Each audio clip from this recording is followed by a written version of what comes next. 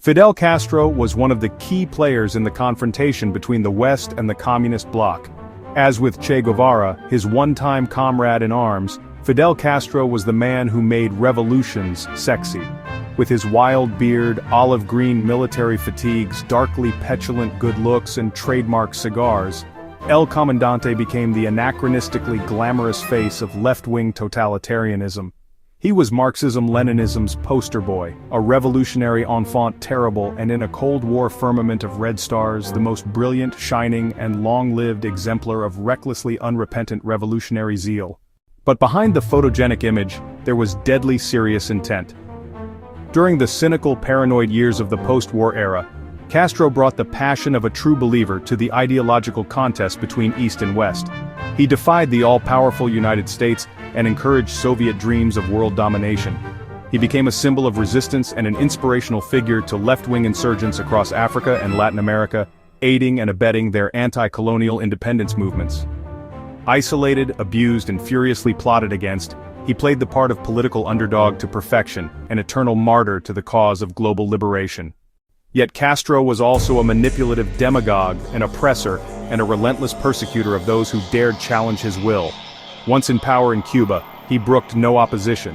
Violent abuses of accepted legal standards and human rights, initially excused as a revolutionary necessity, became the regime-sustaining norm. Over more than 50 years following his successful 1959 coup d'état, he proved remarkably inflexible, doctrinaire, choleric, and long-winded. He was unwilling to learn from obvious policy mistakes that, by degrees, turned Cuba into the relatively impoverished, illiberal, and closed society it still is today. Although there were significant achievements, notably in healthcare and education, Castro's idealistic brand of state socialism, anti-capitalist collectivism, and emancipatory struggle ultimately foundered. Yet the triumph of the West's rival neoliberal free market model may be short-lived too. Castro survived just long enough to witness a dawning, ultra-nationalist, materialist, post-ideological counter-revolution personified by Donald Trump. He might, with justice, say, "I told you so." That the maximum leader never gave up on his socialist beliefs right to the bitter end is a cause for admiration, if not approbation. In one of his most quoted remarks, Castro declared, "A revolution is a struggle to the death between the future and the past." Making what now turns out to be his final address to the Communist Party's Congress in Havana in April, he admitted his day was almost done, but his mortal battle for the future was not.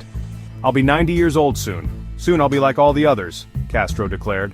"The time will come for all of us, but the ideas of the Cuban communists will remain as proof on this planet that, if they are worked at with fervor and dignity, they can produce the material and cultural goods that human beings need, and we need to fight without truce to obtain them." Castro's epic political life story has three main aspects. One concerns Cuba's relations with the US, its domineering northern neighbor, which definitively shaped his domestic career.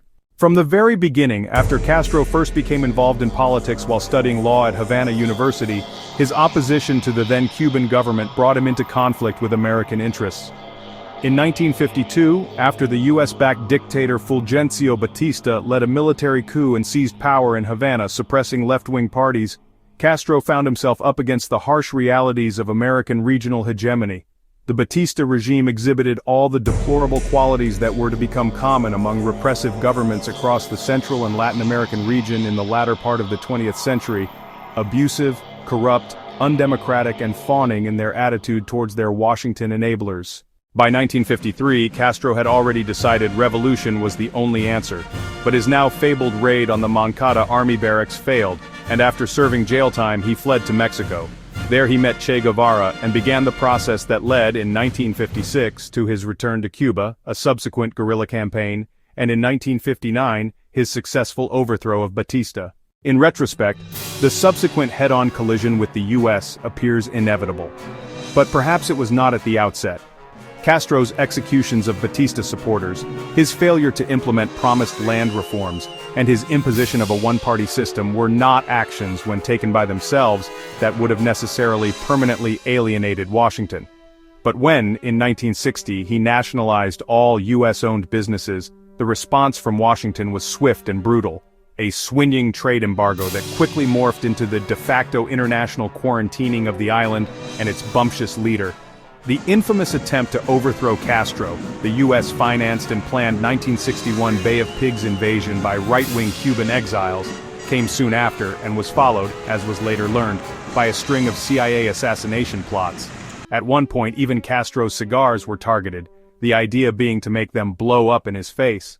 These failures were embarrassing, and yet rather than give Washington pause, they served to intensify the U.S. vendetta against Castro's revolution.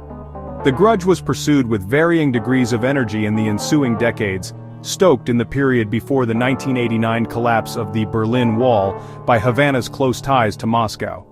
After the Soviet Union's implosion, the large numbers of Cuban boat people heading for Florida, seeking economic safe haven, posed a different type of humanitarian problem. But still the enmity for Castro persisted. Partly, it was ideological. U.S. Republicans in particular could not bear the effrontery implicit in having a communist-run entity on their doorstep. Partly, it was politics. The generally conservative Cuban-American vote centered on Miami has become an important factor in political life, as dramatically demonstrated when Al Gore narrowly lost Florida to George W. Bush in 2000, an outcome that swung the presidential election. Partly it was personal. Unable to break their destructive grip on his country, yet still vibrantly unassassinated, Castro regularly taunted America's leaders.